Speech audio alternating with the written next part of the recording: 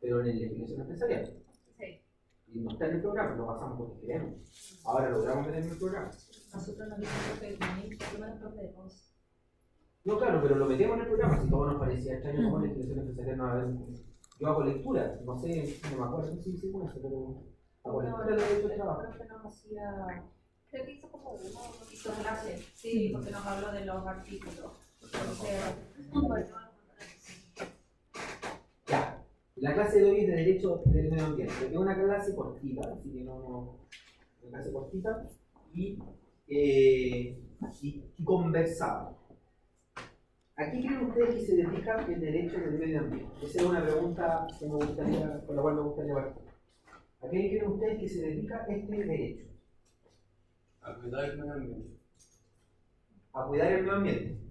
O sea, el objeto a proteger por la norma jurídica del medio ambiente. ¿Ya? ¿Alguien tiene una opinión distinta o una opinión que pueda alimentar esa visión?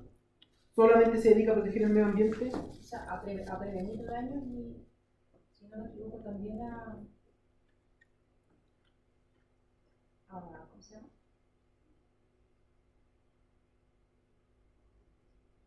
Prevención, ¿cierto? De daños, por eso se hacen los estudios de impacto. Claro. Y Sanción. sanción. Ya, pero mire, usted dijo prevención, que es como empezar a ponerle apellido o subtítulos a lo que decía el compañero atrás, ¿ya? Y que si fuera tan sencillo no haríamos la clase, ¿ya? Pero efectivamente tenemos un objeto de protección que es el medio ambiente, ¿ya? Una pregunta que uno podría hacerse en esta parte general es ¿para qué protegemos ese medio ambiente? ¿Cuál es el objetivo de proteger ese medio ambiente? ¿Ya? Y ahí sí podríamos abrir lo que decía la compañera. ¿Por qué? Porque una cosa es proteger el medio ambiente de cualquier daño, atentado. ¿Qué implica eso? Desde el punto de vista de la aplicación de la norma, si uno aplicara la norma, si ese fuera el objetivo de la norma, y un emprendimiento genera contaminación, ¿se podría hacer? No habría emprendimiento. No se podría, si lo pensáramos en esa perspectiva, sin entrar todavía en materia, y por supuesto que no va a ser a ese nivel de profundidad, este es un barniz, la norma, intuitivamente hablando, ¿impide la realización de emprendimiento? No. ¿Qué es lo que hace la norma entonces? ¿O qué es lo que intentaría hacer la norma en este nivel intuitivo? ¿Ya? Establecer límites. Los parámetros, claro. ¿Y qué significa entonces establecer límites y parámetros desde el punto de vista de la protección del medio ambiente? ¿Puedo contaminar o no puedo contaminar? Sí. Es como el límite, el nivel tolerable de contaminación. Que es el costo social. No, se internaliza esa externalidad de la contaminación. Claro, pero el punto es que la definición teórica, en general, es que vamos a proteger al medio ambiente. ¿El derecho al medio ambiente está protegiendo el medio ambiente o no? En esta perspectiva que estamos avanzando. Es como protegiendo mediante estableciendo un óptimo, eso sí, mediante el progreso económico y la protección del medio ambiente. No es solamente tirarse la protección. Eso es una intuición. ¿O usted está seguro que eso es así? Sí, Es así. O sea, a ver, desarrolla la idea. Puede saber temas que yo, así que yo no hay problema. Yo no me dedico al medio ambiente. Entonces, más bien como que el orden regulatorio más bien norma ciertas cuotas, no sé, si usted no puede internalizarse cualquier auto para Chile, tiene que ser catalítico, mediante la norma europea, no sé cuánto. Entonces, es decir, ¿se impide que lleguen autos a Chile? No, pero existe una vara de entrada. Perfecto, pero por ahí. Más que nada, más que proteger el medio ambiente, es como proteger, como mejorar la vida o la calidad de vida del ciudadano más que del medio ambiente. Yo creo que sí, como que no, o sea, como que no protege en realidad, sino que dice como, ya, si tú lo afectas de tal manera, ¿cómo lo compensas a tal manera? Avanzamos un escalón, o sea, yo sigo creyendo que el derecho al medio ambiente tiene un objetivo por lo menos teórico que es proteger el medio ambiente, ¿ya? Pero efectivamente la gestión del problema medioambiental tiene distintas dimensiones. Y una dimensión es decir, ¿sabes qué? No hay ningún beneficio de actividades contaminantes que sopese el daño medioambiental y por lo tanto las voy a prohibir todas. Y podríamos hacer un símil, aquí mezclando política, geopolítica, la idea que ha tenido los gobiernos de Bolivia, en el sentido de decir, no vamos a explotar los hidrocarburos, a pesar de que tienen una gran posibilidad de mejorar la economía del país, porque el costo medioambiental de hacer tales Eso es muy medio grande. ambiente, porque no se hace. No se hace. Acá no pasa eso. Bueno, hay que verlo, pues no se hizo Dominga, no se hizo Hidroaicén, ¿ya? A mí me acaban de, estoy en un proyecto en Los Ángeles, se acaba de rechazar el avance de la línea eléctrica que va a llevar electricidad de una central de paso, que son las menos contaminantes a los pueblos. O sea, hay que ver, y el presidente Boric, ¿alguien leyó la noticia el día? ¿Qué fue lo que dijo? Dijo, vamos a mejorar el sistema de permisología, vamos a tener mejores permisos. Y la mitad, o más de la mitad, el problema de permisología es ¿dónde? Es medioambiental. O sea, es pasar el sistema medioambiental, ¿ya? Pero lo que quiero plantear es que el derecho al medio ambiente, a pesar de que tiene este apellido medioambiental, tiene esta disyuntiva y al final del día lo que hace es balancear bienes jurídicos que compiten. Por un lado está el bien jurídico de desarrollo económico. Necesito desarrollar la economía, necesito generar emprendimiento, necesito hacer inversiones, necesito explotar los recursos naturales que yo tengo. Y por otra parte, el bien jurídico, medio ambiente. Necesitamos, los seres humanos, un medio ambiente que nos permita vivir. ¿Por qué? Porque si agotamos ese medio ambiente, a la larga, el que sufre las consecuencias sigue siendo la especie humana. Ni siquiera es un tema de calidad de vida, sino que por un tema de supervivencia. Si agotamos algo, la única chance que tenemos es trasladarnos. Probablemente para las culturas anteriores era más fácil trasladarse porque había menos habitantes y había más lugares disponibles, pero hoy día probablemente esa situación es más compleja y podemos ver el tema del agua como un tema clave, que mientras más daño hacemos al calentamiento global, más sequías, más experiencias de necesidad de ese recurso hacen que las poblaciones puedan migrar. Y hoy día nosotros hemos visto migraciones asociadas a temas políticos y sociales, pero probablemente las migraciones futuras van a ser por temas medioambientales. ¿Dónde está la fuente de alimentos? ¿Dónde está el agua? ¿Dónde está el aire más limpio? ¿Dónde están las temperaturas más vivibles? Entonces, es un tema que va avanzando. Pero en principio, el derecho medioambiental es el derecho que va a tener como foco la protección ambiental. Esto es el lugar donde el ser humano se desarrolla. Ese va a ser el foco medioambiental. El punto es que ese desarrollo medioambiental o ese lugar donde vive el medio ambiente tiene intervención. Los seres humanos culturalmente intervenimos en las cosas y vamos generando externalidades, vamos generando problemas ambientales.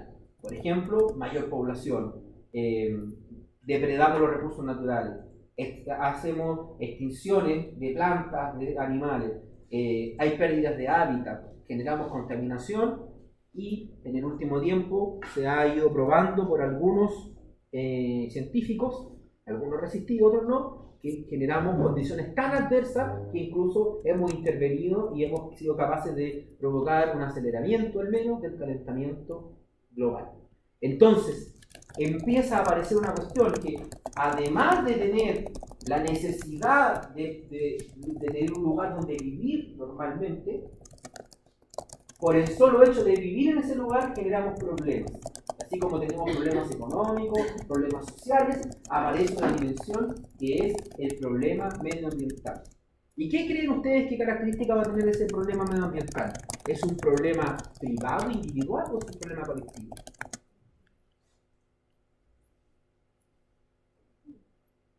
¿Quién dijo por ahí? Colectivo.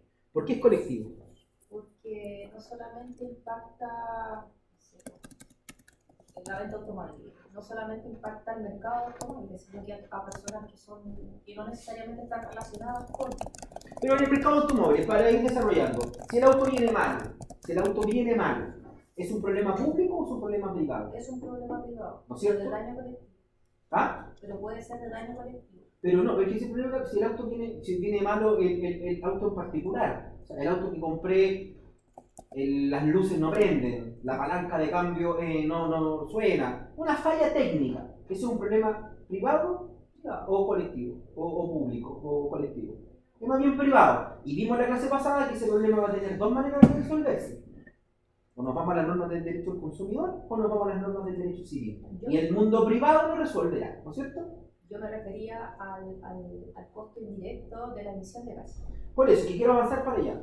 En cambio, si hay una línea de producción de vehículos que viene con una falla, todos los Toyota Yaris producidos en el año 2018 tienen un problema en el inyector que hace que el auto no frene cuando tenga que frenar. ¿Eso es un problema privado o es un problema público? Ambos dos.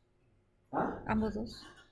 Privado desde el punto de vista del que compró el auto, pero desde el punto de vista social. ¿Y qué hacen los gobiernos cuando esas empresas detectan una de esas fallas? Solicitan retiro. Claro, y de hecho hoy día, antes era algo oculto, pero hoy día las marcas están obligadas a informar cuando encuentran un defecto. Y esa obligación ya es transnacional, ya es transfronteriza. A lo mejor la falla se detectó en Estados Unidos, pero esa empresa, Toyota, no vende solo partidas en Estados Unidos y se retiran los vehículos, ¿no es cierto? Y eso significa que un problema que tiene una dimensión privada pasa a ser un problema social. Ahora, un vehículo que no tiene fallas técnicas, un vehículo que no tiene problema de línea de producción, pero contamina, ¿es un problema público o privado? Hoy día, porque hace 100 años atrás no había problema. ¿Y no se sabía que contaminaba la muerte? O nadie, no, yo creo que todos veían que los autos tiraban un humo. Y no había... ¿Qué decía que eso era malo? No, bueno, claro, los efectos negativos se fueron viendo después, el uso del teflón. Aparte de ver la película, ¿la vieron o no la película? El uso del teflón, probablemente al principio la gente sola vio lo genial de que las cosas no se pegaban, hasta que de repente empezaron a aparecer los niños deformados y las personas con cáncer. ¿Le gustan las películas de casos gringos de...? El gringo es bueno para pelear. Por eso peleo con mis clientes, porque mis clientes me dicen este país se puso comunista, no tengo ningún problema con el comunismo. Se puso comunista, litigan por todo. Yo digo, compadre, ¿a dónde va a ir de vacaciones? A Miami. Allá es donde están los litigantes. Allá se pelean en Candy. Eso no es un modelo comunista. En Cuba no hay juicio. ¿Ah? ¿Cómo? Te pasé $1, pelean. No, y el mismo gringo yo no conozco Miami. La única vez que estaba en Estados Unidos estuve en Washington y en Nueva York y vi un cartel que decía llame al abogado Isla, que es el abogado experto en litigio, no sé. ¿Ya? La talla de los gringos que te pasa cualquier cosa y te demandan. No, claro, es un mundo muy adversarial. La gracia, eso sí, es que es tan adversarial que alguien puede litigar con alguien y sigue siendo amigo. Es bien cuático, es bien particular. En cambio, aquí en Chile, si yo demando a otro, esa persona me deja hablar. Es enemigo. Y si yo soy y hasta los abogados que a veces mantenemos ciertos climas, nos terminamos enojando. Desde el punto de vista de lo que estoy planteando es que aparece un problema, o sea, aparecen situaciones que, claro, efectivamente en un principio no eran problemas y se transforman en un problema, y ese problema no es individual, efectivamente. La contaminación sobre Santiago afecta a toda una población, a veces incluso es más injusto, porque a veces esa nube negra en Santiago afecta más a ciertos lugares que otros lugares, pero de todas maneras sigue siendo un problema colectivo. Y al ser un problema colectivo, va a ser un problema social, ¿quién aparece? El Estado. ¿Por qué? Porque hemos visto, ni siquiera lo veamos desde la teoría de que el Estado es un monstruo gigante, que habrán tenido curso de administración, tendrán su propio... Pero veámoslo desde lo que vimos en la clase 1. Ya yo les enseñé regulación desde la perspectiva más liberal que hay. No me metí en el trasfondo, no hablamos, y súper simplecito ahí. Desde la perspectiva más liberal, ¿cuál era una de las justificaciones para que el Estado regulara? ¿De acuerdo? Para que tuviéramos regulación desde el punto de vista económico. ¿Ya? O sea, el Estado debe dar certeza jurídica y por eso está el Estado de Derecho. Pero aquí estamos avanzando porque la primera función del Estado era dejarte.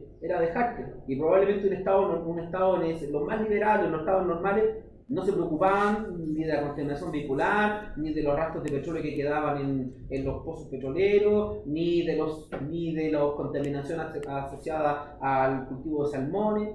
Pero ¿por qué empieza a meterse el Estado ahí? ¿Por qué el Estado tiene que decirle al productor de salmón, al productor de petróleo, al distribuidor de tales cosas? ¿Por qué el Estado se siente con la libertad ¿ya? Es como que el Estado fuera una persona, pero se siente por la libertad de intervenir en ese lugar. ¿Qué es lo que nos decía Moraga? ¿Por qué voy a intervenir? Que ¿Por tiene qué que tener un rol garante. Ya, pero ojo, el Estado, el rol garante lo digo fundamentalmente cuando o sea, el rol garante incumbe todos los ámbitos del Estado, pero el rol garante su principal vigor es cuando el Estado dice, hay ciertos servicios que yo proveo que es más eficiente que los proveo en particular, ¿ya? O sea, no es necesario que los bienes públicos sean custodiados o prestados directamente por el Estado, sino que los puede prestar un particular, y yo como garante asumo el rol de, valga la redundancia, garantizar que lo haga bien, y si no lo hace, se beneficia de nuestro modo, ¿ya? Pero aquí el Estado no es proveedor de petróleo, el Estado no es proveedor de autos.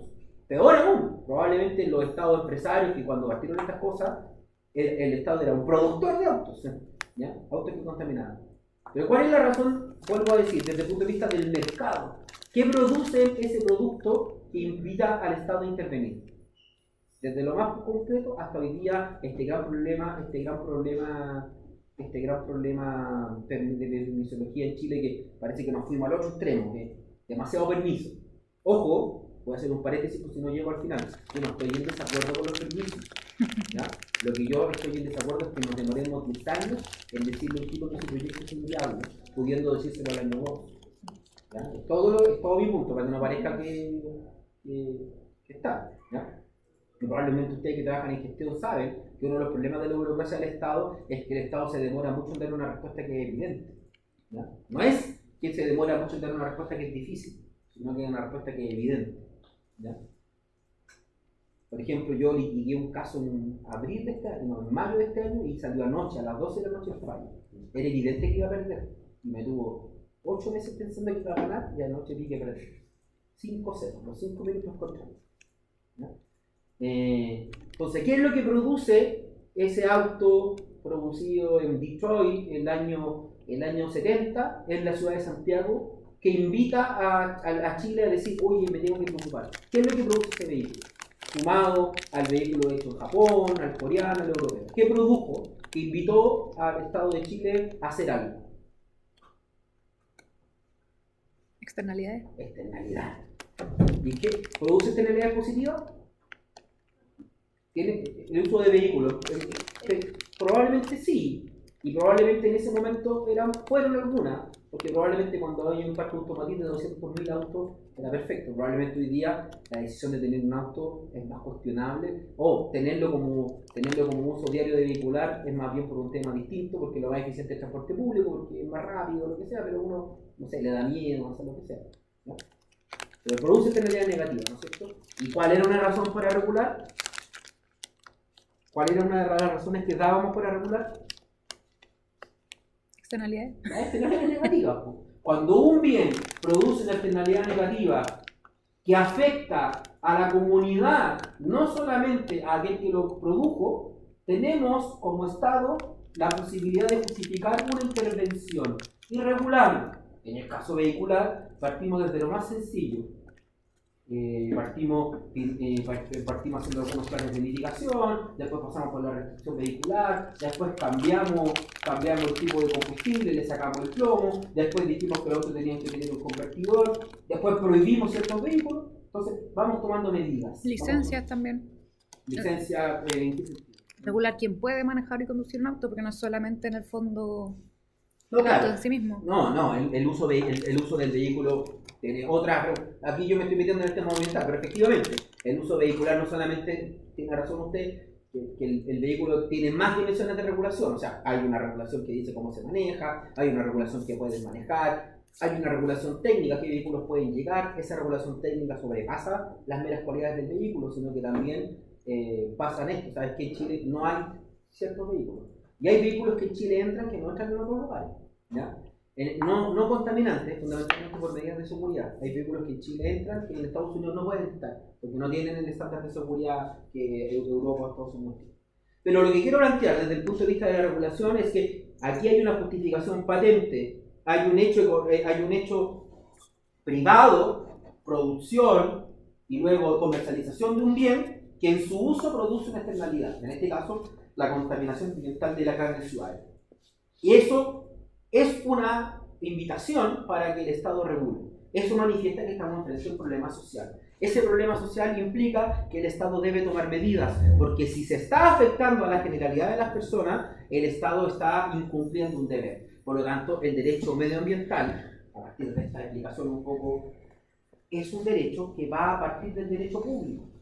Es un derecho, fundamentalmente derecho público, porque es una rama del derecho que va a proteger al medio ambiente en su función pública, en su función del lugar donde vivimos todos, y luego va a tener instrumentos de gestión del problema medioambiental que finalmente van a restringir la libertad de las personas. Voy a restringir la libertad del productor, del importador, para hacer ciertas cosas en función de mitigar las externalidades o en función de perseguir algún objetivo superior, medioambiental, por supuesto, que me diga no quiero hacer esto versus lo otro. ¿Ya? ¿Se entiende? Eso es la generalidad del derecho ambiental. Y por lo tanto, el derecho ambiental va a tener como trasfondo una política ambiental. El Estado va a tener una visión respecto de la cuestión ambiental. Esa visión es una cuestión que tiene que estar definida en el nivel político, ¿ya? La constitución política, los acuerdos del Parlamento. Pero finalmente, la cuestión ambiental y la política ambiental es el resultado del consenso comunitario, social, respecto de los desafíos. Y por lo tanto, si la comunidad tiene como desafío el desarrollo económico, el tema medioambiental va a ser el equilibrio de las equilibrio y compensaciones respecto a los beneficios económicos versus los costos medioambientales. Y por lo tanto, más que proteger el medio ambiente, esa política económica medioambiental lo que va a decir es cómo compensamos esos daños y cómo podemos hacer ese proceso productivo con la menor contaminación posible. ¿Ya? O sea, no dejamos de producir, pero buscamos tecnologías que nos permitan mecanismos que nos permitan hacer aquello que queremos hacer. Pero el problema va a estar resuelto, va a tener una mirada inicial desde la política ambiental. En el caso chileno, la política ambiental podría ser definida o podría ser entendida como un mix entre la minimización de los daños al medio ambiente y la compatibilización de los desarrollos económicos con un medio ambiente libre de contaminación. ¿Ya? Ese es un poco el equilibrio que busca la norma. ¿Ya? Ahora, efectivamente, esta rama del derecho es una rama nueva, que no es una rama nueva independiente, que no siempre va a tener un desarrollo dogmático fuerte, pero sí va a tener esta idea de esta política ambiental.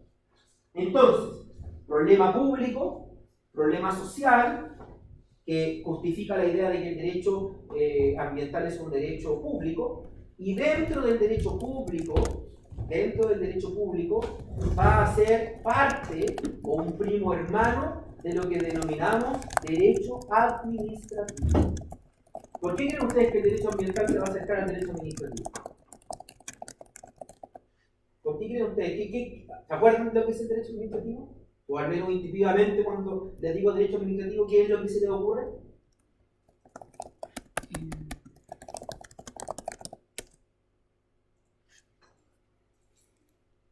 Por ahí tiene que estar, ¿no? El derecho administrativo, ¿qué será desde el punto de vista de las normas jurídicas? ¿Qué normas serán de derecho administrativo? El derecho administrativo trata del Estado. Entonces, ¿qué van a decir esas normas? La regulación de los... El ordenamiento del Estado, ¿qué dimensión?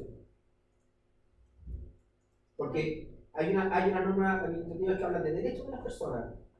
De eso no estamos hablando cuando hablamos de derecho administrativo. ¿De qué hablamos de derecho cuando hablamos de derecho administrativo? Como no sé, pues está ministerio, subsecretaría, la parte orgánica, perfecto. ¿Y qué más? ¿Atribuciones? Las atribuciones. El derecho administrativo es el derecho que nos da las normas en función de las cuales la administración del Estado se comunica, habla, establece, ejerce concretamente el poder.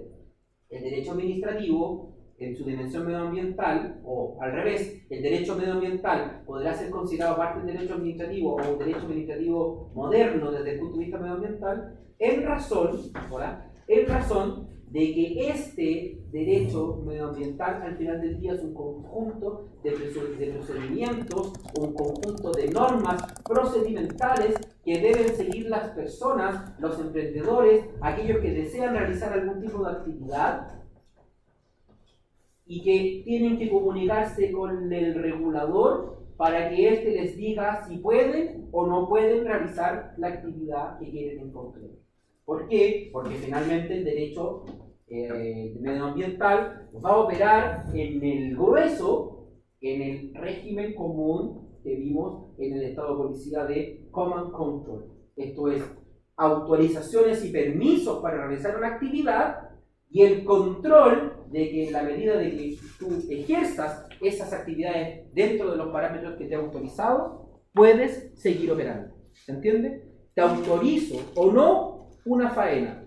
Y luego, si no te autorizo, no se hace. Y si te autorizo, se hace porque te he dado un parámetro.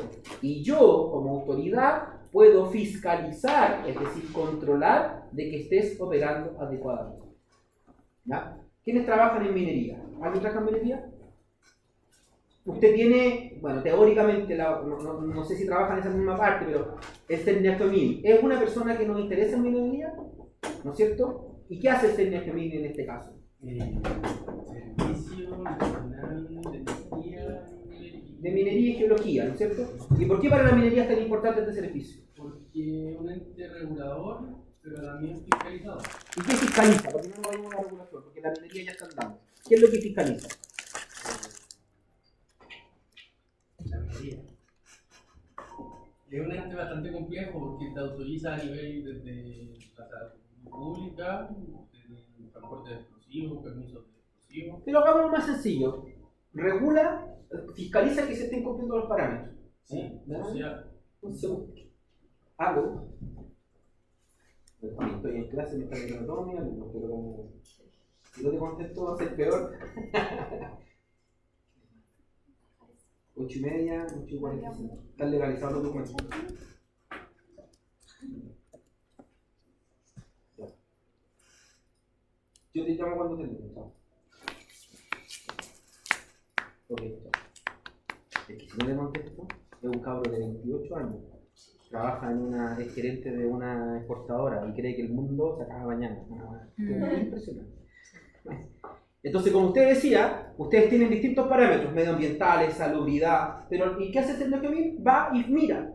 La mina se está explotando como se debe explotar, se está sacando el mineral de la manera que se tiene que sacar, si es una mina, no sé, abajo de la tierra, se están respetando las estructuras. ¿Ya? Recuerden que por la falta de fiscalización del Cerniajomil a la mina San José, el Estado de Chile terminó pagando la indemnización por una falta de servicio. Entonces, en el derecho medioambiental va a pasar eso. El Estado es el responsable de fiscalizar que las empresas cumplan cuando las ha autorizado a operar. En el problema de Puchuncaví, por ejemplo, es un tema súper difícil de determinar desde el punto de vista factorial. Socialmente, yo no puedo estar de acuerdo con que haya zonas de sacrificio, eso está. Pero desde el punto de vista estrictamente jurídico, piense usted que usted es el dueño de una de las fábricas que están ahí, que usted tramitó, supongamos que estamos en un país, en el mundo feliz, donde nadie coimea nada, pero usted tuvo legítimamente sus permisos. Usted tiene los filtros, usted le dice al Estado, yo estoy trabajando con este químico tiene estos efectos, y yo estoy tomando estas medidas, ¿estás de acuerdo? Porque no voy a hacer la fábrica si no estás de acuerdo, y resulta que 5 años después el Estado dice, no estoy de acuerdo, yo que te di el permiso ya no creo en esa norma. Entonces es complejo desde el punto de vista del privado, que dice, oye, yo tengo la norma que me pediste cuando me pediste. Ahora, otra cosa es que nunca actualicemos las normas, como el caso de Puchuncaví. Por lo tanto, el derecho medioambiental, volviendo al origen, es un derecho administrativo, porque finalmente el lenguaje concreto va a ser cómo el Estado, a través de qué órganos, a través de qué funcionario, a través de qué procedimiento, va a poder autorizar o negar ciertas actividades que pueden provocarle un daño al medio ambiente. Y eso se hace a través de normas de derecho medioambiental. Y por lo pronto, hay una orgánica estatal destinada a estos efectos. A ver, díganme ustedes cuáles son los órganos del Estado que participan en el tema medioambiental? Así, rápido. Hay un Ministerio de Medio Ambiente, ¿no es cierto? Desde el punto de vista de lo que ya dije, el Ministerio de Medio Ambiente probablemente es el que va a estar preocupado ¿de qué? De la política medioambiental. ¿Qué más hay? De la política, de la planificación medioambiental. ¿Qué otra institución hay en el mundo medioambiental? ¿Ah? SENAPRED es prevención y administración de catástrofes. ¿Ya? La superintendencia también. Hay una superintendencia, ¿no es cierto? Ahí podríamos decir que hay un servicio público medioambiental y ese servicio público medioambiental va a estar separado en dos: el servicio de evaluación ambiental y la superintendencia de medio ambiente. La superintendencia de medio ambiente, vamos a partir al revés porque usted lo mencionó, va a ser el organismo. ¿Qué rol cumple la superintendencia? Voy a cambiar, no voy a decir lo que. ¿Qué rol cumple la superintendencia? ¿Qué son? Agencias del Estado dedicadas a qué? ¿Por qué superintendencia?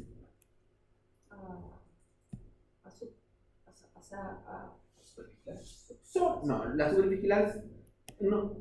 Creo que a la idea que va está bien, pero la supervigilancia tiene la idea de que yo soy un superior jerárquico de otro. Que yo puedo, y la superintendencia no es un superior jerárquico de un operador, pero la idea podría ser fiscalizar.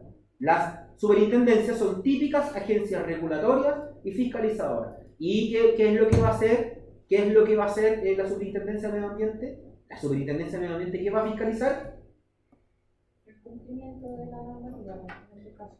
El cumplimiento de la normativa medioambiental. Por si no alcanzo a llegar antes de cumplir el horario que les prometí. Y fundamentalmente va a fiscalizar el cumplimiento de las normas que se autoimpusieron las partes al momento de pedir la calificación ambiental. ¿Ya? La calificación ambiental. Y aquí viene el otro organismo del sistema público ambiental, que es el Servicio de Evaluación Ambiental. O sea, ya llevamos 3 organismos: Ministerio, con toda su orgánica, su secretaría, y los servicios los servicios públicos ambientales, que son la superintendencia y el Servicio de Evaluación Ambiental. ¿Qué es el Servicio de Evaluación Ambiental? Evaluar los proyectos para ver si existe impacto ambiental, como lo hicieron. No sé si estaba cuantificado, pero hace la evaluación de la factibilidad en función al daño ambiental o a la normativa que se tiene. Aquí viene la parte que más hemos hablado hasta el momento. Aquí hace carne el derecho administrativo en la mirada con el particular que quiere realizar una actividad, porque en el sistema de impacto ambiental lo que se dice es: el proyecto genera impacto, ese impacto cómo se evita, cómo se mitiga y cómo se remedia. Y si ese impacto está bien administrado, el servicio debería aprobarlo, y si ese impacto no está bien administrado, el servicio debería rechazarlo. O sea, tenemos un servicio público destinado a estudiar o evaluar los proyectos que pudiesen tener algún tipo de impacto medioambiental. ¿Ya? Y en el caso de Dominga es un caso paradigmático del sistema de evaluación ambiental. Por 2 razones. Primero, porque el proyecto ha sido rechazado en el contexto del sistema de evaluación ambiental. ¿Ya? O sea, es ahí donde estamos discutiendo, y es la aplicación de las normas y contranormas del sistema de impacto ambiental. Y lo segundo, esto es el cagüineo, ¿ya? Dominga entró al sistema de impacto ambiental un par de días antes de que el sistema se pusiera más rígido.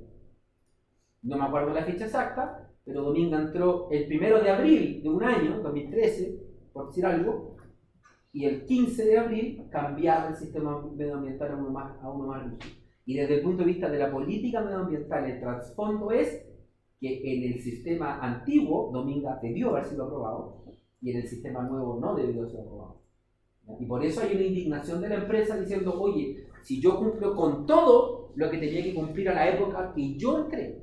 Otra cosa es que hoy día este proyecto sería inviable porque la norma después se puso más estricta. ¿Ya? Pero es en el contexto del sistema de evaluación ambiental. Bueno, y ese sistema de evaluación ambiental tiene unidades que se van a preocupar del estudio o de la evaluación, que son distintos instrumentos. Además tenemos instituciones regionales preocupadas del tema medioambiental, ¿ya? Que son aquellas agencias regionales que pueden aprobar o rechazar proyectos. En el caso de Dominga, el encargado medioambiental de la región decía que sí, y el encargado nacional decía que no, ¿ya? ¿Quién manda? ¿Quién ve mejor el proyecto? Entonces, vemos que hay toda una orgánica administrativa que se preocupa del tema medioambiental que vamos a intentar ver más adelante. ¿Algún comentario, alguna duda al respecto? Es más bien una consulta, pero Sí. y de juicio de valor también. ¿Usted cree que actualmente en Chile, en virtud de encontrar ese óptimo entre la protección del medio ambiente y el derecho de la actividad comercial, ¿en qué punto estamos parados la administración chilena en este punto? ¿Más tirado hacia el medio ambiente o más tirado hacia... Comparativamente, No, incluso acá, o sea... Es que yo creo que responder la pregunta anterior, desde mi perspectiva técnica, jurídica, de certeza jurídica, el problema no es la protección del medio ambiente, yo estoy de acuerdo con ello. El problema es la incerteza del procedimiento.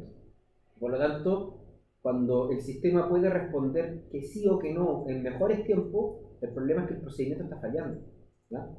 Eso es lo que yo critico hoy día al sistema, pero en general no creo que la normativa chilena sea extremadamente violenta o extremadamente estricta.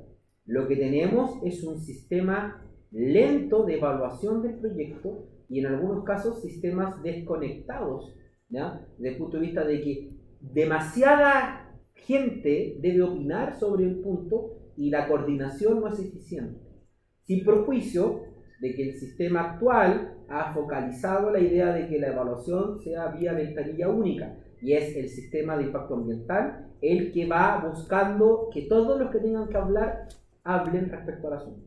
Pero yo no creo que nosotros tengamos una norma ambiental estricta, ¿ya? De hecho, nuestras normas medioambientales son todas normas inferiores a los estándares europeos y americanos, ¿ya? Pero sí tenemos problemas de permiso, que hay incerteza respecto a los permisos. Hay incerteza respecto al resultado. Hay criterios muy diferentes entre una Seremi de medio ambiente en una región y Seremi de medio ambiente de otra región. Y eso, pero eso no tiene que ver con que seamos menos o más proteccionistas. Yo no creo que seamos especialmente proteccionistas. También es un tema, yo creo que no está relacionado solamente con la ley ambiental, o sea, yo veo la parte de salud y la Seremi es lo mismo, o sea, la Seremi de la región A es distinto al criterio de la Seremi de la región B. No, claro.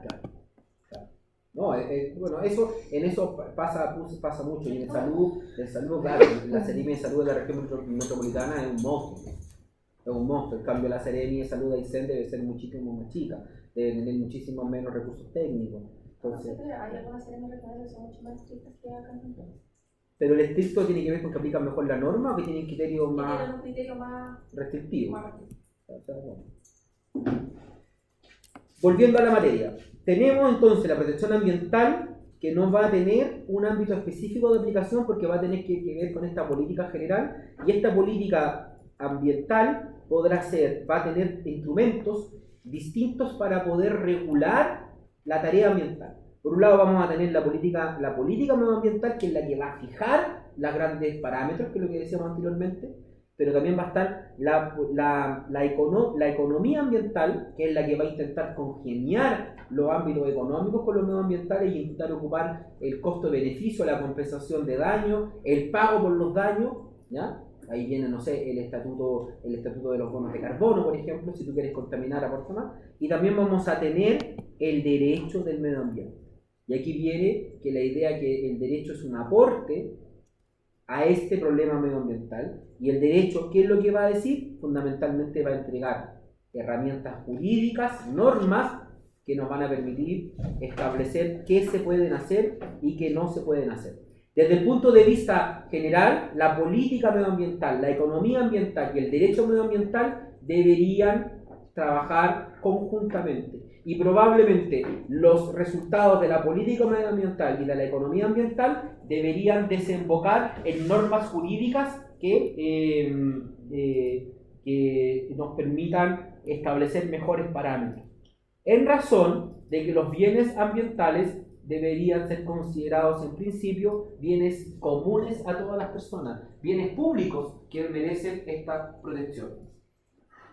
Y al haber un bien público, al haber un problema social, al existir consecuencias colectivas, el derecho medioambiental va a aparecer como una herramienta correctiva de estos problemas. Y este derecho medioambiental lo que va a querer va a ser que a través de la legislación crear órganos encargados de la protección medioambiental, mecanismos de aplicación de las atribuciones de estos órganos y normas concretas que busquen esa protección medioambiental. ¿Ya?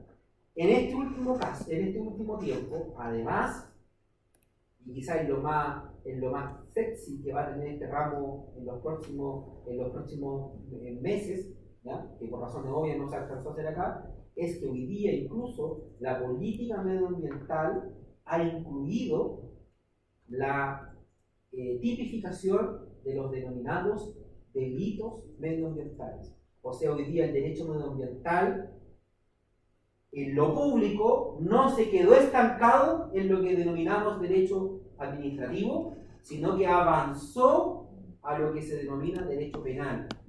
Hoy día la infracción de normas medioambientales está tipificada como delito económico, lo cual somete a la administración de las empresas y a la operación de las empresas a un estrés que no estaban acostumbrados. ¿Por qué? Porque el problema medioambiental con la normativa general era un problema económico.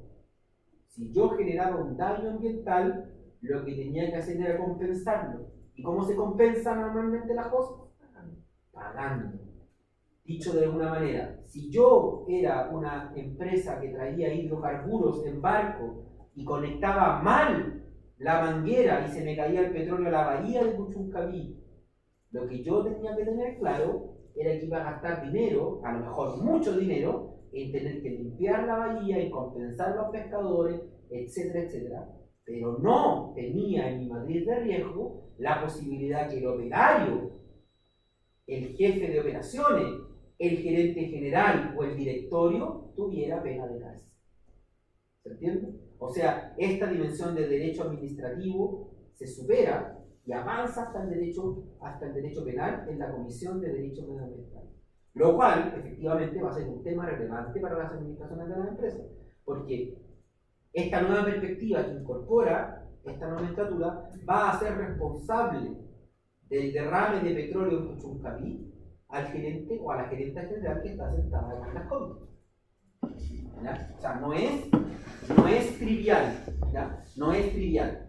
Por lo tanto, las normativas de derecho medioambiental hoy día, que normalmente estaban en el ámbito de lo que puedo hacer y lo que no puedo hacer, y cuando no cumplo estaba sometida a la posibilidad de sanciones administrativas, multas o a compensaciones económicas por los daños ocasionados, hoy día puede derivar en la comisión de un delito, que es un delito económico, que implica, yo digo delito económico como ustedes me pueden entender, que implica la posibilidad casi con certeza de que los que cometen ese delito van a tener pena efectiva de cárcel.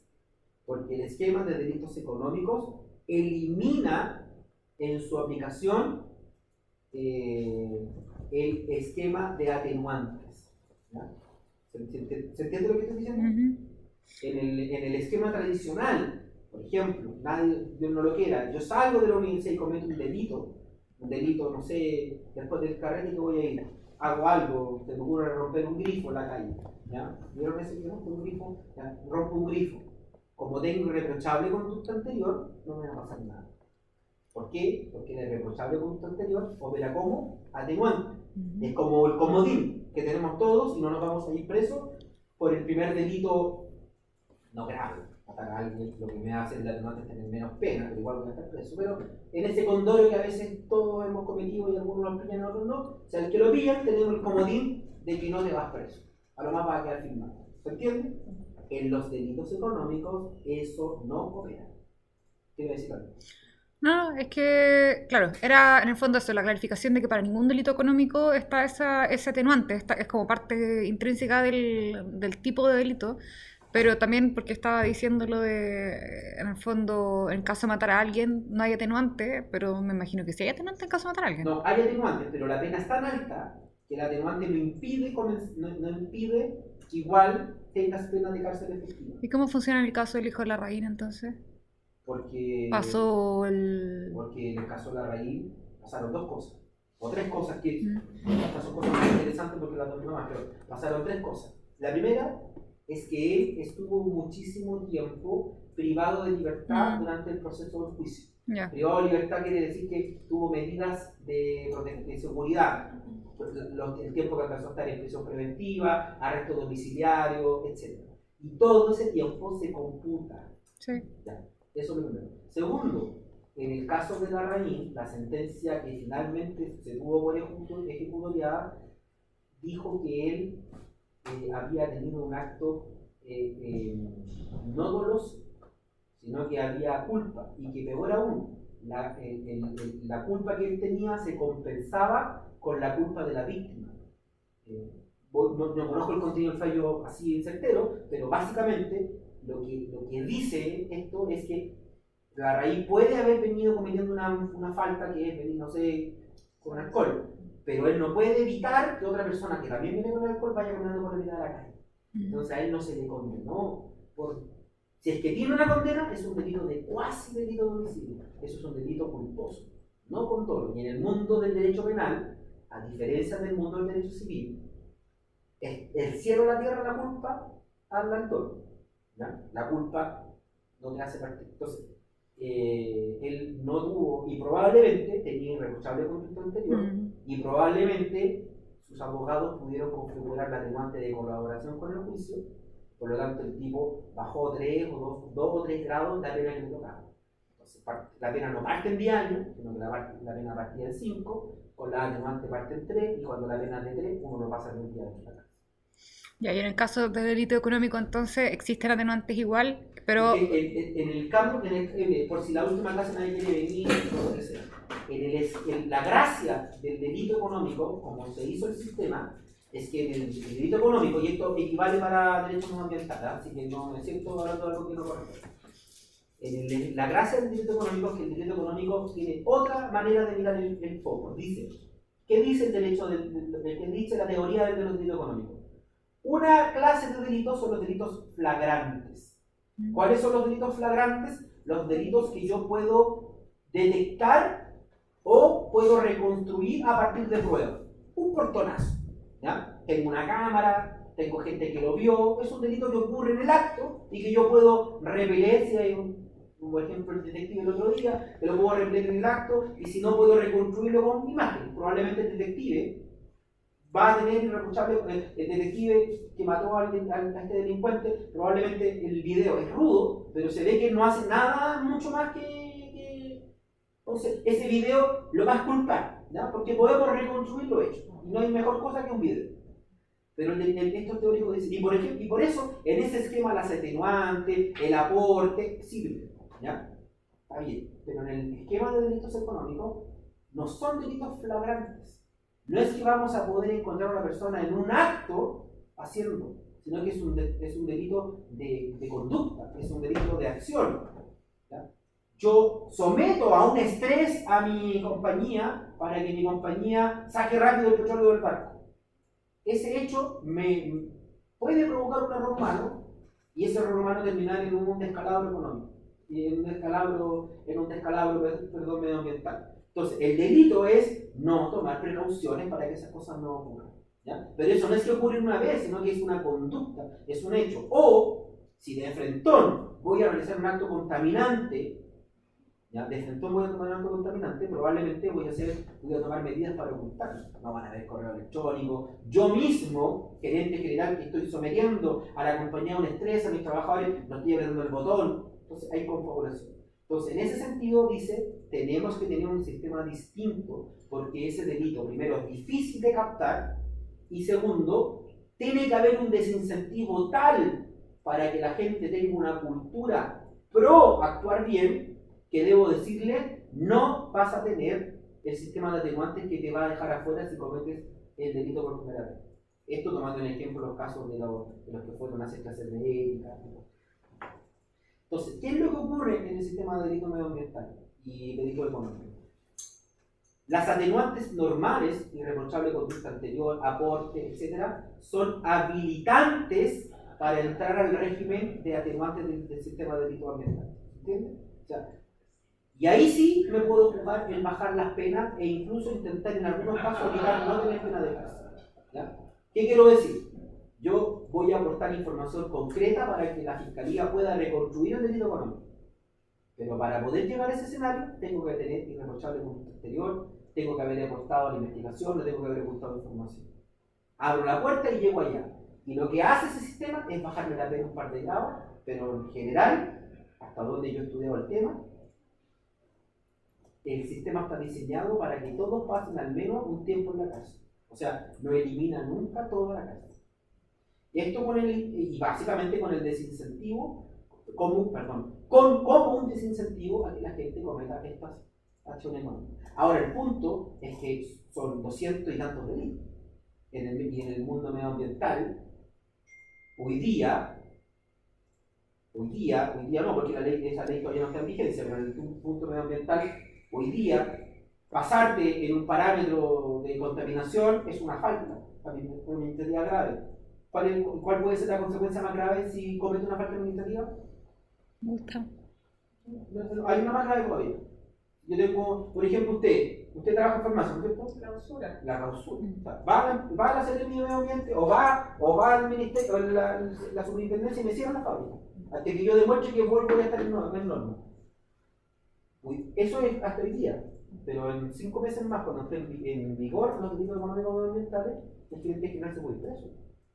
Porque ahora contaminar más de lo permitido por la norma es un delito. Y el gerente va a tener que probar en el juicio de que fue una cuestión aleatoria, que fue una cuestión fortuita. Pero lo va a tener que probar. No es como que... ¿Se entiende? Entonces pasa a haber una dimensión nueva.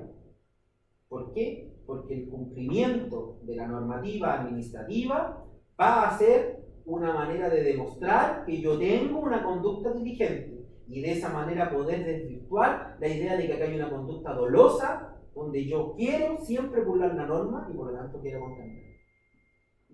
Y aquí el punto es clave para ustedes, ojalá que tengan mucho crecimiento profesional. La ley de delitos económicos apunta a las administraciones, no apunta a los operarios.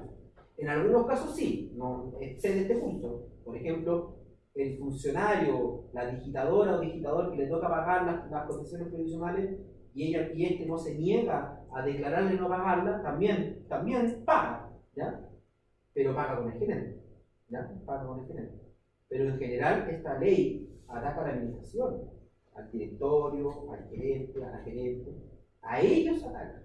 Por lo tanto, el incentivo es para que ellos tomen decisiones que podrían alterar el foco preciso de la norma.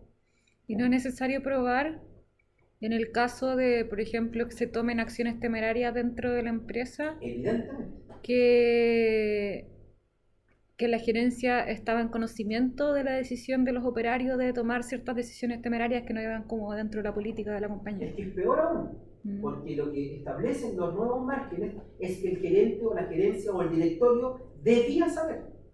No solamente si no supo. Saben todo. ¿Ah? Saben todo. Y es que bueno, eso es lo otro, o sea, porque hay como una idea de que como algunas organizaciones son tan largas, lo que no se quiera. Claro. Pero claro, yo estoy más de acuerdo con el compañero. Es muy probable que la empresa sí sabe la mayoría de las cosas que no se deben hacer. Y por lo tanto esta ley lo hará. Yo al principio, en agosto, cuando leí la ley de hubiera hecho personal. Pero ahora la iba quitando y no me parece tan mal. Ahora, no me encantaría ser abogado de la ley que toca. Pero sí me parece que es un buen desincentivo a tomar decisiones equivocadas o si yo las tomo, voy a volver a las películas. Eso estaba pensando, de hecho. ¿Ya? Por ejemplo, hay una película que a mí me gusta mucho, ahora hace que tiene 10 años nomás, ya quedó totalmente auto, una pobre en la casa, no me deja decirlo, pero El Lobo de Wall Street. ¿Ya? El Lobo de Wall Street. ¿Qué gracia tiene ese tipo y su amigo en hacerse ese?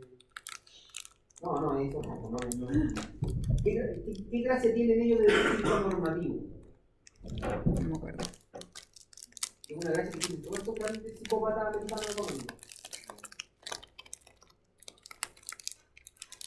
Son plenamente conscientes de que lo que están haciendo tiene que cárcel. No es que por si acaso, ellos saben, vamos, nos parece que a lo mejor esta película es demasiado magos. 40 años siendo el esquema Ponzi, 40, 50 años siendo el esquema Ponzi. Vean ahí la serie de Netflix. Él siempre supo que lo pillaban sin eso. No hay duda, no es como que aquí, porque a mí me ha tocado estar con el ejecutivo en Chile, donde dice lo que más haremos, claro.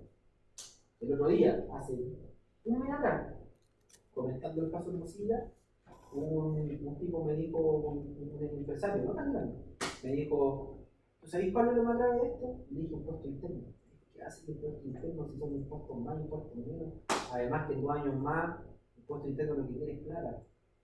Le ofrecemos la mitad, le ofrecen la mitad de los impuestos y los va a recibir y se acabó la cosa. Aquí lo peor es que se cagó a los socios. Los socios le van a querer hacer la vida imposible. No está preocupado el Estado, no está preocupado la cárcel, no está preocupado el impuesto interno. Esta ley, en el ámbito medioambiental, dice, si usted no controla los operarios, si usted fomenta, no controla, no tiene mecanismos de prevención, no tiene compliance, no tiene capacitación, usted, alta administración, va a ser responsable directamente como persona de los daños medioambientales que su empresa cometa. No, es que yo no lo hice yo, a la suerte. No, aquí quiero una clase de ética. Se acabaron las salidas alternativas. No hay salidas alternativas. No hay. Eso me faltó decir antes. En el esquema tradicional, como el tipo que rompió el grifo, puede decirle al fiscal, lo rompí, soy gil, soy tonto y quiero una salida alternativa. ¿Cuál es la alternativa? Voy a pintar unos jardines infantiles y los pinto. En el delito, lo que hicieron los del Banco Penta. Voy y me voy a las clases de ética. En este esquema ya no hay. Aquí tú te metes en este mundo y estamos en Estados Unidos. Aquí el que somete esto ya sabe que hay la cárcel. Probablemente no 150 años de cárcel, pero por lo menos van a estar 1 año y medio antes de que empiecen a aparecer los beneficios. ¿Se entiende? Por lo tanto, el tema medioambiental pasa a ser hoy día no solamente procedimental, no un tema solamente operativo. ¿Ya? Yo sé que cuando digo, oye, a clausurar a la empresa, como que lo digo así como que no pasará nada, probablemente ustedes les clausuran una farmacia y acá en el corporativo todos se vuelven locos. ¿A cuándo va a abrir esa farmacia? Y tienen al peso la cantidad de ventas que tiene ese local. No estoy diciendo que sea menor, si al final del día las empresas están para operar y operan para vender y venden para tener ingresos. ¿Ya? Pero hoy día la paramilitarización no solamente es patrimonial, sino que es la posibilidad de que la alta gerencia y la empresa tengan responsabilidad real. Y por lo tanto el derecho medioambiental adquiere otro país, porque pasa a ser protagonista de la posibilidad de que ciertos agentes de esa empresa puedan terminar en la cárcel. ¿Ya? Si a eso lo sumamos que el derecho medioambiental contemporáneo es un derecho que no simplemente se ha preocupado de la protección clásica del medio ambiente, sino de cuestiones de protección a las políticas indígenas, de protección a especies, un derecho más completo. Tenemos que las empresas se enfrentan a una normativa que va a ser desafiante desde el punto de vista del cumplimiento de los estándares que están estableciendo las empresas. Algunas empresas están más acostumbradas a estos estándares y otras no. Vuelvo ahí al ejemplo de la minería. Probablemente los estándares que traen las empresas que cotizan en la bolsa de Londres, en la bolsa de Nueva York, tienen estándares que en Chile todavía no están o que se han ido estableciendo, y otras empresas no los tienen. El punto es que la consecuencia a eso es la posibilidad del bloqueo de su funcionamiento y también la cárcel. ¿Ya? La cárcel. Desde el punto de vista normativo chileno, aunque ustedes no lo crean, nosotros en la Constitución del 80, en su redacción original de Jaime Guzmán, ya tiene la protección del medio ambiente como un derecho constitucional. Eso hace que esa Constitución sea una Constitución innovadora, porque los derechos de tercera generación como la migración, el medio ambiente, son derechos que las constituciones normalmente no contenían en los años 80. La Constitución del 80 es una constitución que por primera vez contempla, es el número 8 del artículo 19, una protección al medio ambiente. Y miren lo que dice esa norma, dice: las personas en Chile tendrán derechos a vivir en un medio ambiente libre de contaminación. O sea, es directo el mandato. ¿Se cumple eso en Santiago, en Pudahuel, en Cerro Navia, en el invierno? Claro, ahí hay un tema, porque el derecho medioambiental es un derecho que se puede exigir constitucionalmente vía el recurso de protección. Pero está en la norma y por lo tanto ha sido un desafío. ¿Quiere decir eso que se incumpla todavía no hay avance? Por supuesto que hay avance. Por ejemplo, en Santiago tenemos un plan de descontaminación potente, es violento. ¿Ya? Las empresas no pueden funcionar, no pueden haber cierto tipo de vehículo, dentro del anillo de Santiago de restricción vehicular, en ciertas condiciones las empresas no pueden operar. ¿Ya? Entonces, pero de todas maneras, uno podría decir, así todo ese desafío no ha sido cumplido. Ese artículo constitucional llevó a la necesidad de tener una norma legal que se preocupara del tema medioambiental. La norma legal propia de medio ambiente es una norma tardía en el sector chileno. Aparece en su primera versión en el año 94 y se le conoce como la Ley de Bases Generales del Medio Ambiente. Y esta Ley de Bases Generales del Medio Ambiente es el instrumento básico de temas medioambientales. Y en su última reforma, del año 2010 y del año 2019, si no me equivoco, configuran el esquema actual. No obstante, el año 94 apareció como un programa de ideales medioambientales más que como una norma concreta que protegía el medio ambiente. Y ha ido evolucionando hasta el régimen que tenemos hoy día con los sistemas medioambientales, básicamente de la evaluación medioambiental. Esta ley de bases contempla los principios básicos del derecho medioambiental y las definiciones: medio ambiente, contaminación, etc. Y por otra parte establece los principios que vamos a ver más adelante del derecho medioambiental. Asimismo, esta ley consagra el sistema de evaluación ambiental. Es aquí donde está consagrada esta idea de la evaluación ambiental y del estudio ambiental. Por otra parte, establece el sistema de responsabilidad ambiental, esto es, la manera en cómo aquellos que causan daños ambientales deben compensarlos. Ojo que un día esto debe ser complementado con el sistema de responsabilidad penal. La responsabilidad ambiental de la ley todavía es una responsabilidad patrimonial, como yo reparo económicamente el medio ambiente, ¿ya? Porque probablemente hay muchos daños que son irreparables. Como les decía hace un rato, esta misma ley es una ley administrativa creando la organización medioambiental, las instituciones, la organización medioambiental, que la vamos a ver en un minuto más, aunque ya la pasamos, y establece ciertas garantías como el acceso a la información medioambiental. Todo eso es lo que tiene la ley. Y tiene como principios el principio precautorio. ¿Qué significa por ustedes que es el principio precautorio?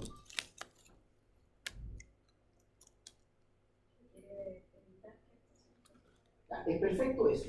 Y el principio precautorio tiene una base. Supongamos que yo no tengo certeza si una actividad es contaminante o no es contaminante. ¿Cómo creen ustedes que se aplica el principio precautorio? Se considera que igual. ¿Cómo? A ver.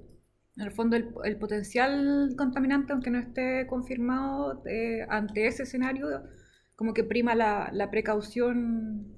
Eso es. O sea, cuando yo les pregunto el principio precautorio en la prueba, lo que quiero saber es que ustedes distinguen. Si no tengo certeza de que la actividad que estoy haciendo no causa daño al medio ambiente, el principio precautorio indica que no debo realizarlo. ¿Ya? Y ahí hay uno de los problemas que tuvo Dominga.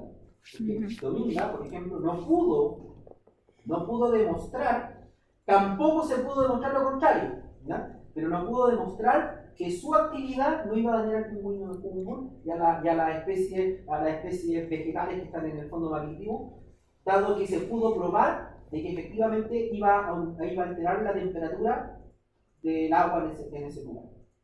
Entonces, probablemente para ellos debe ser frustrante, porque no les probaron la contaminación. Lo que ellos no pudieron probar es al revés, que ellos no contaminaban. ¿No? Y esa es la gran razón por la cual se rechaza Domingo. ¿Cuándo tengo que hacer una declaración de impacto ambiental y un estudio de impacto ambiental? Ya, pero ya, si me pregunta, la parametrización no la conozco, pero la diferencia fundamental está dado en el ámbito de contaminación que estamos hablando. ¿Ya? ¿Ya? Aquí se, a ver, diga, hágale voz a esa expresión de la mano. Es que no sé cuándo hay que hacer uno al otro. No está claro. Entonces, ¿por qué Dominga no hizo una DEA desde un... ¿por qué hizo una declaración? ¿Por qué hizo una DEA y sí hizo una DIA? Sí. ¿Ya? Porque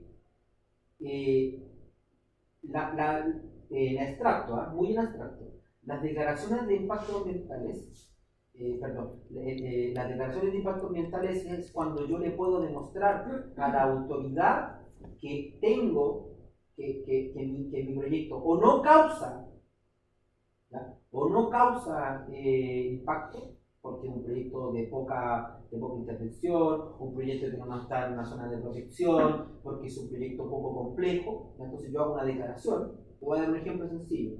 Cuando yo voy a hacer un edificio de vivienda, probablemente ni siquiera hacemos declaración, hacemos simplemente la pertenencia ambiental, que es que le mostramos los antecedentes al Ministerio de Medio Ambiente, y el Ministerio dice con los antecedentes que tienen no genera impacto. ¿Ya? No genera impacto. Y por lo tanto no tiene que pasar por el sistema. A veces yo tengo la duda y hago una evaluación interna, digo, voy a cometer esto y presento los antecedentes. ¿Ya? Ahora, cuando yo no tengo certeza o cuando hay demasiados aspectos involucrados, tengo que hacer un estudio de impacto ambiental. Gran industria, toda la gran industria debe pasar por un impacto ambiental. Si mi proceso productivo genera contaminación, ¿ya? Tengo turbina, tengo motores, tengo calderas, tengo que pasar por el sistema porque debo demostrarle al sistema que tengo buenos filtros, que voy a contaminar lo que en ese lugar se puede estar. Si voy a hacer mi programa de contaminación en un lugar donde hay un plan de descontaminación, tengo que hacer un estudio de impacto ambiental para probar que mi actividad se conjuga con el programa de investigación con el programa de descontaminación. Y por lo tanto, cualquier fábrica que en Santiago quiera producir tendrá que presentar antecedentes que demuestren que está dentro del plan de investigación. En el ámbito de la salud, hay parámetros. A mí me tocó hacer un edificio, un hospital. La basura producida es un parámetro para saber si tengo que hacer o no declaración o estudio de impacto ambiental. Y la cantidad de basura que yo declaro en mi programa me implicará ahí. Y si es basura orgánica o basura no orgánica. ¿Vale? Ahora, si usted quiere una respuesta más precisa, yo puedo mandar, pero no para que entre en la prueba, para que no se asuste, no va a entrar en la prueba, yo puedo mandar el cuadrito con los parámetros, con los parámetros concretos. O sea, no sé, voy a producir 40 toneladas de CO2, tengo que pasar. Ahí puede estar como normal. Sí, pues eso está normal, lo que pasa es que no curso general, pero como usted lo pidió, yo puedo mandar, colgarlo y no lo voy a preguntar en la prueba para que no se asusten. Es como pasa a hacer aquí. Yo pensé que no existía. No, existe, pero hay áreas grises. No hay claro oscuro. No hay claro oscuro.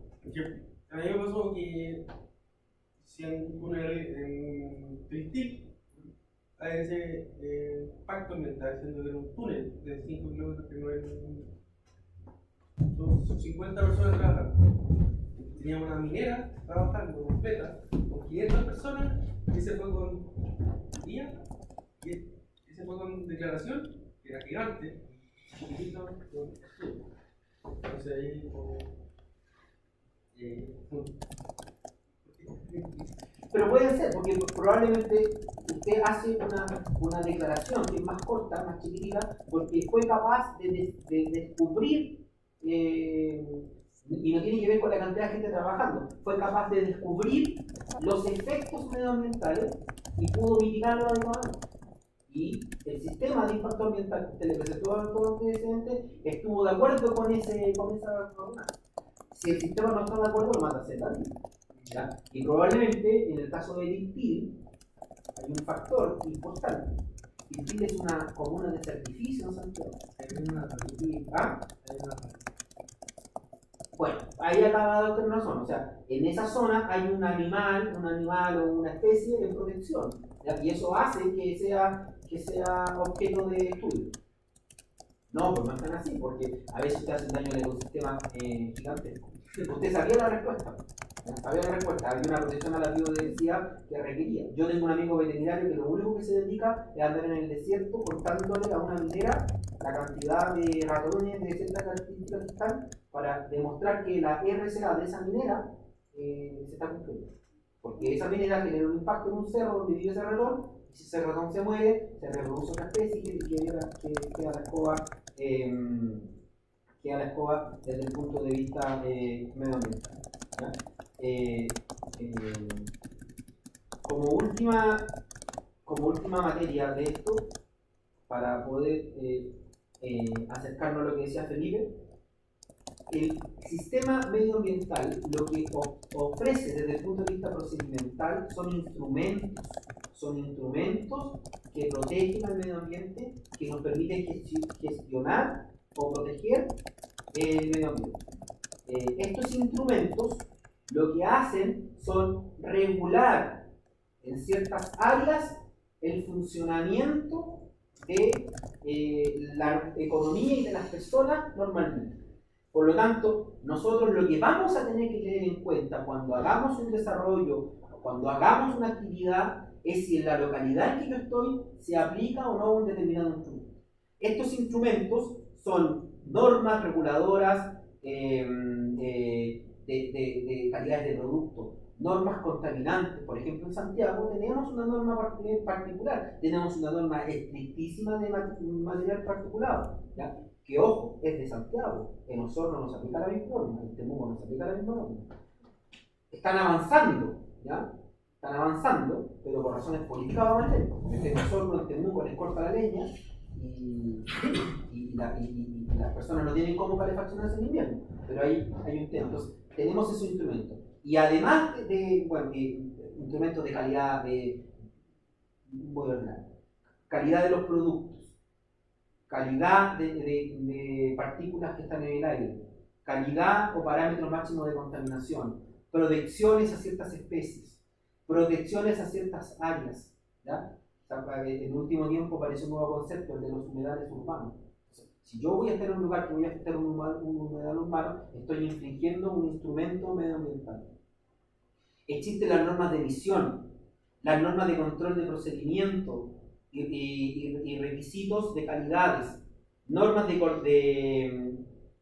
coordinaciones ambientales, ordenanzas territoriales, planos reguladores.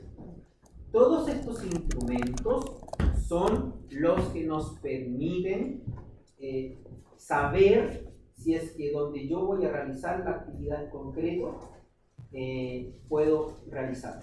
Y por lo tanto, a partir de la normativa que aparece en esos instrumentos, yo voy a poder determinar el ámbito regulatorio que tiene en esa localidad mi emprendimiento. La gracia del sistema medioambiental es que estas cuestiones se puedan medir ex antes. ¿Ya? La idea de la pertenencia ambiental, que es esta idea, tengo que someterme a las normas medioambientales, la idea de estudio ambiental, la idea de evaluación del impacto ambiental, es que yo evalúo ex antes si es que lo que quiero hacer tiene un impacto o no en el medio ambiente, y estos instrumentos me van a colaborar. Supero la norma de gases, supero la norma de emisiones, estoy dentro del parámetro de la calidad del producto, estoy respetando las normas de los pueblos originarios de la zona, estoy afectando el humedal urbano, estoy afectando las especies protegidas, ¿ya? Y a partir de esas evaluaciones antes, el particular debiese poder evaluar si procede o no procede a hacer el proyecto. Porque esa evaluación no va a ser solamente una evaluación de buena crianza, soy bueno con el medio ambiente, no. Es una evaluación que va a evaluar si el proyecto es o no rentable realizando todas aquellas tareas que implican el cumplimiento normativo. ¿Por qué? Porque si mi proyecto es de aquellos que debe pasar por el sistema medioambiental y yo tengo una resolución de calificación ambiental y no la cumplo, el proyecto caduca. ¿No? ¿Saben de algún proyecto minero importante que ha caducado en los últimos años por no cumplir con la RCA?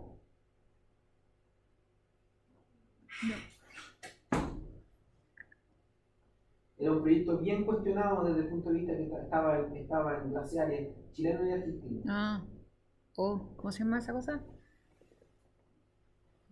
Pascualama. Eso, Pascualama. Pascualama. Hace rato puede que haber no sido se que sabe. también puede haber sido por temas económicos, sobre todo por el lado argentino, pero el problema de Pascualama es que no cumplió la RCA, resolución de calificación ambiental. Porque una vez que yo me someto al procedimiento, yo